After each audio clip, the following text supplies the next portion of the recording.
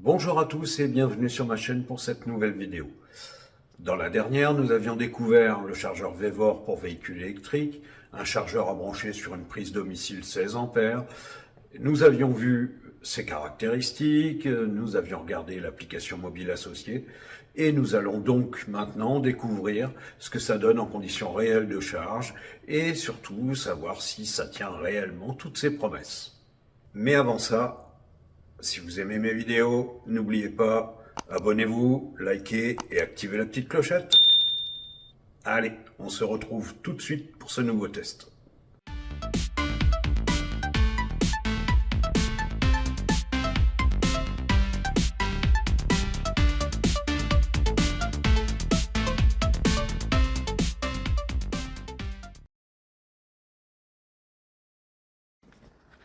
Avant tout, on fait le point sur l'état initial de la batterie via l'application native du véhicule, ici l'application MG Smart.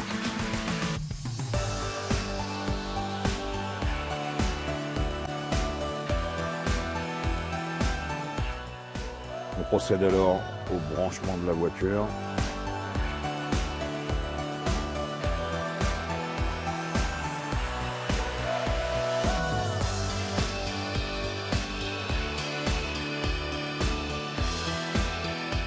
Il ne reste plus qu'à vérifier si la charge démarre correctement. Attention, ne pas omettre qu'un créneau de charge peut avoir été programmé soit dans l'application native iSmart, soit dans celle liée au chargeur Smart Life.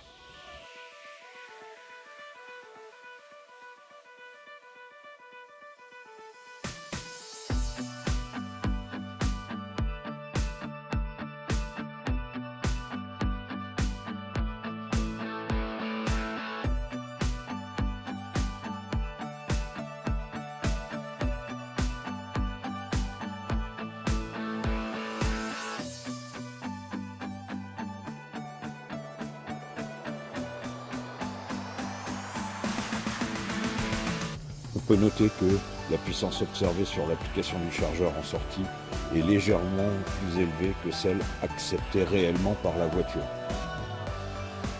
En général, il faut compter que l'on charge au grand maximum à 3,2 kWh, jamais réellement à 3,7 kW.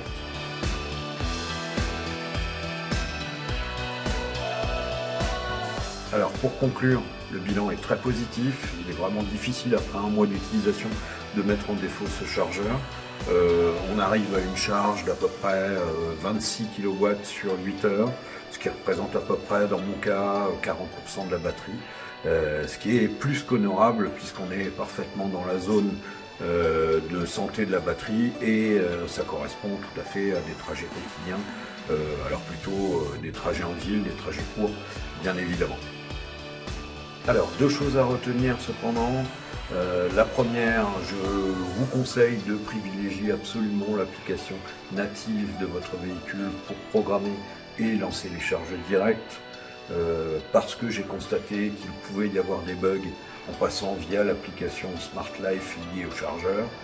Deuxièmement, cette application Smart Life, vous devez la lancer impérativement en début de charge ou juste après avoir branché le chargeur, pour pouvoir disposer de l'historique des charges et donc de l'enregistrement dans le journal de l'application.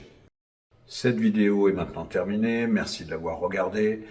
La prochaine vidéo sera destinée à un essai complet du MG Marvel Air. Il me reste donc à vous dire à très bientôt pour un nouveau tuto de Vince. Allez, salut!